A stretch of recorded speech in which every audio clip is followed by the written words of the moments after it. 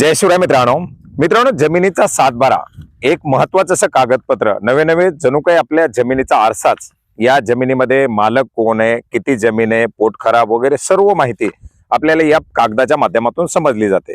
आणि मित्रांनो हाच सातबारा वाचन करत असताना याच्यामध्ये आता नवीन बदल करण्यात आलेले आहेत। अनेक वर्षानंतर राज्यामध्ये नवीन स्वरूपातील सातबारा उपलब्ध करून देण्यात आलेला आहे। जुन्या सातबाऱ्यामध्ये आणि नवीन सातबाऱ्यामध्ये काय बदल आहे, हा नवीन सातबारा नेमका वाचन कसा करायचा, याच्यामध्ये काय काय बाबी ऍड करण्यात आलेले आहेत, यूएल पिन काय, गट नंबर काय, फेरफारासाठीचा रकाना कुठं असतो, काय याच्यामध्ये नेमके बदल करण्यात आलेले आहेत, हे आज सविस्तरपणे समजून घेण्याचा प्रयत्न करणार आहोत। मित्रांनो या सातबाऱ्यावरती आपण वरती पाहू शकता गाव आणि गावाच्या पुढे एक कोड दिलेला आहे। आता या गावाच्या उतार्यावरती हा स्थानिक सरकारी निर्देशिका म्हणून एक कोड दाखवण्यात आलेले आहे, ज्या कोडमुळे आता तुमच्या गावाची ओळख होणार आहे। गावाच्या नावाची गरज लागणार नाही, हा कोड म्हणजेच त्या गावाची ओळख असणार आहे। याच्यानंतर पुढे गेल्यानंतर आपल्याला काय देण्यात आलेलं आहे, कोड देण्यात आलेला आहे PYD म्हणून। या ठिकाणी आपण पाहू शकता, ज्याला आपण इवेल पिन म्हणत होतो, हा कोड या ठिकाणी नंबर या ठिकाणी देण्यात आलेला आहे। हा कोड जर असेल तर हा कोड म्हणजे तुमच्या सातबाऱ्याची ओळख आहे, एक डिजिटल नंबर सुद्धा आपण म्हणून त्याला ओळखू शकतो।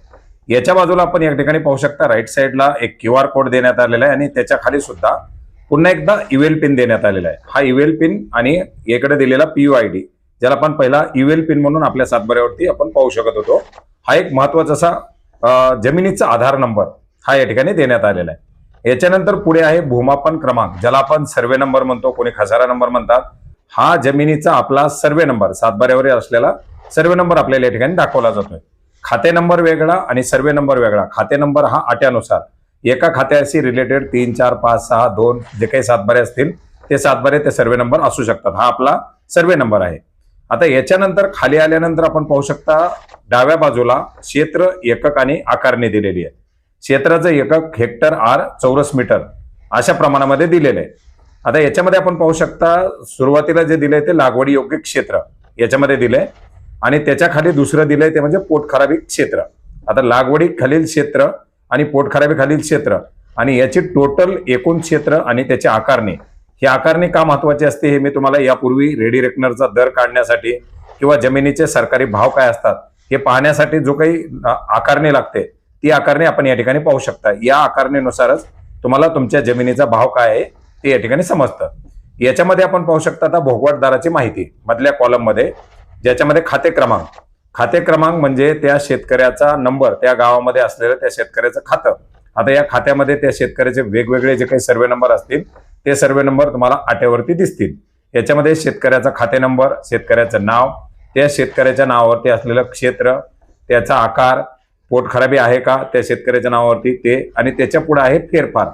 ही जमीन त्या शेतकऱ्याच्या नावावरती कशी आली याचा जो काही फेरफार आहे, त्या जमिनीच्या रिलेटेड, त्या शेतकऱ्याच्या रिलेटेड जो काही फेरफार असेल त्या फेरफाराची माहिती या ब्रॅकेटमध्ये दिलेल्या फेरफारामध्ये।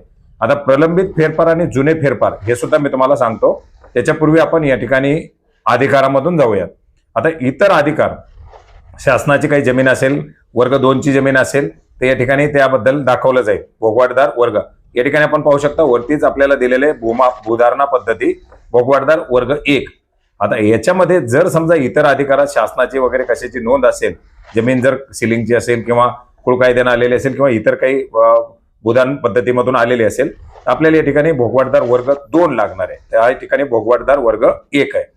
आता या ठिकाणी खाली माहिती पहा, इतर अधिकार काय, एक गाडी मार्ग याच्यातून गेलेला आहे, शिवमार्ग असेल किंवा पांधन रस्ता असेल त्याच्या नोंदी, आणि आता येणाऱ्या काळामध्ये जे काही शेतजमिनीचे रस्ते असणार आहेत त्याच्या नोंदी सुद्धा या ठिकाणी इतर अधिकारामध्ये लागणार आहेत।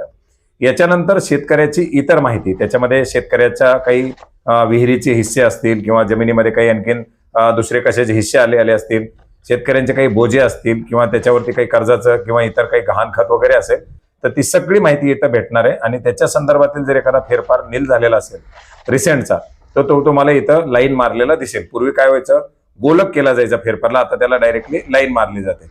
आणि लाईन मारल्यानंतर सातबारा हा अपडेट झाल्यानंतर जो काही हा फेरफार असेल हा फेरफार तुम्हाला खाली जुन्या फेरफारात दाखवला जाणार आहे। त्याच्यासाठी आपण आता खाली आल्यानंतर पाहू शकता, एक नवीन रकाना या ठिकाणी ऍड करण्यात आलेला आहे, तो म्हणजे जुने फेरफार क्रमांक।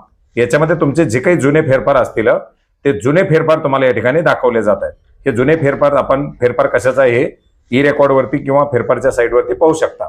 याच्यानंतर खाली शेवटचा जो झालेला फेरफार आहे त्याची तारीख आणि तो फेरफार नंबर या ठिकाणी आपल्याला एक सेपरेटली लखाना बनवण्यात आलेला आहे. शेवटचा फेरफार क्रमांक. बरं, प्रलंबित फेरफार आहे का? प्रलंबित फेरफार असेल तर त्याच्यासाठी एक सेपरेट रकाना बनवण्यात आलेला आहे. जर का एखादा फेरफार प्रलंबित असेल तर तो आपल्याला या ठिकाणी प्रलंबित फेरफार मध्ये दाखवला जाणार आहे. याच्यानंतर तुम्हाला खाली आल्यानंतर माहिती काय? नमुना 12. याच्यामध्ये आपण जर पाहिलं तर इपिक पाहणी सुरू झाल्यापासूनच्या नोंदीचा हा सातबारा आपण या ठिकाणी पाहू शकता. गेल्या 3 वर्षातील, 2 वर्षातील किंवा चालू वर्षाची जी काही गेल्या वर्षीची नोंद असेल ही नोंद सुद्धा आपण या नमुना 12 मध्ये पाहू शकतो. तर मित्रांनो, अशा प्रकारे हे शेतकऱ्यांसाठी एक अतिशय महत्वाचं असं कागदपत्र म्हणजे सातबारा.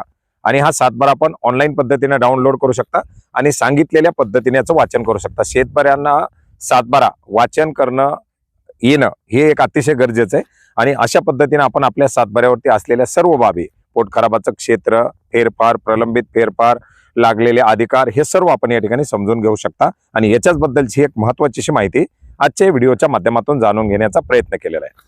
धन्यवाद.